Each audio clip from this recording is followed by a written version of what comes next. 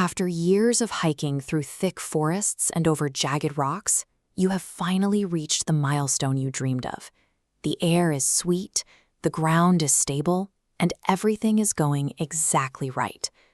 But as you reach for it, a sharp, paralyzing wave of terror crawls up your spine. Suddenly, the achievement feels like a cage, where you will eventually be exposed, and the person looking at you feels like a threat. Your heart races with a desperate need to escape. You stop answering texts, make careless mistakes at work, or pick a fight over nothing. You burn the bridge and return to the familiar, cold safety of being alone. This is exit strategy living, a subconscious defense mechanism where the brain believes safety only exists in the exit. This behavior stems from a psychological survival mechanism. You are so terrified of being rejected or abandoned that you have decided to strike first, choosing the manageable pain of an ending you control over the potential pain of an ending you don't. For the traumatized brain, reaching the peak of success is a high-altitude risk. You view the climb not as a victory, but as a threat that demands you jump before you are pushed. This emergency exit was installed in childhood, likely in an environment where stability was a lie. You learned that silence was just the calm before a massive, explosive argument. You may have had a parent who was emotionally volatile, someone who provided love one day and withdrew it the next without warning. A developing nervous system internalizes a loop where trusting stability leads directly to sudden, unavoidable pain. To protect the heart, the brain installs a barrier, deciding the only way to stay safe is to never let anyone become important enough to destroy you. Your inability to stay in a good situation is actually the successful execution of a lifelong survival protocol. The traumatized parts of the mind are simply doing the job they were trained to do. This manifests as milestone terror. The closer you get to a permanent contract, a wedding, or a deep emotional breakthrough, the louder the internal alarm bells ring. This graph illustrates the perceived risk of success. As your altitude in life rises, your internal sense of safety crashes. You assume that the higher you climb, the further you have to fall. To reclaim power, you execute a controlled failure.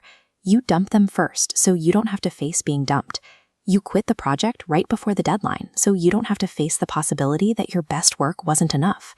You choose to be the villain who screwed it up, rather than the victim who was thrown away. It is a hollow, lonely kind of power, but it is the only kind that feels safe. This mindset makes you a master of the first act. You are incredible at starting things. The first dates and the first months of a new job are easy because the stakes are low. But when the intimacy of the second act begins, the pressure becomes suffocating. You begin hunting for a reason to escape. You overanalyze tiny flaws in your partner or your boss, magnifying them until they justify your need to run before the inevitable disaster happens. The ruined career or ghosted partner is collateral damage in a quest to control fear.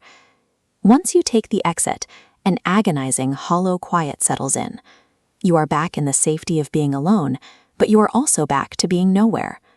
Chronic sabotage leads to identity fragmentation.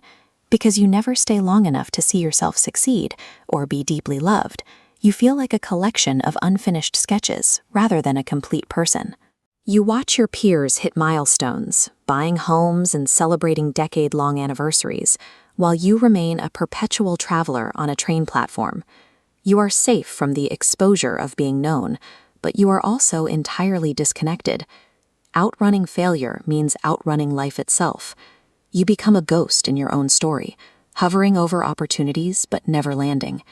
Staying distant ensures a slow, persistent pain, the experience of never being truly alive.